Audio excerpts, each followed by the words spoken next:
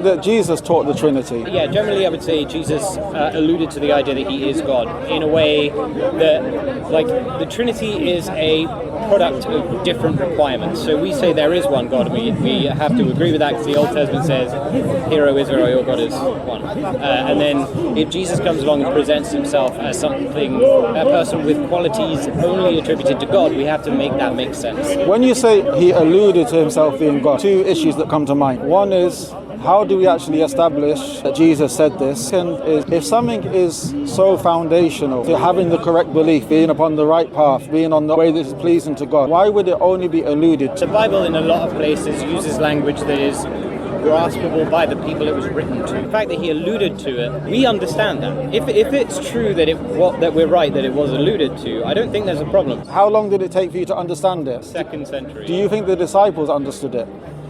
In certain terms, they understood that Jesus was God, but they didn't have exactly the phrasing of the Trinity, no. The Trinitarian idea was formalized before the biblical canon was in. When you talk about he spoke in the language that people would understand, their culture, I get this, I understand. But if he would have said that God is one in essence and three in person, I think the people, they would have understood it.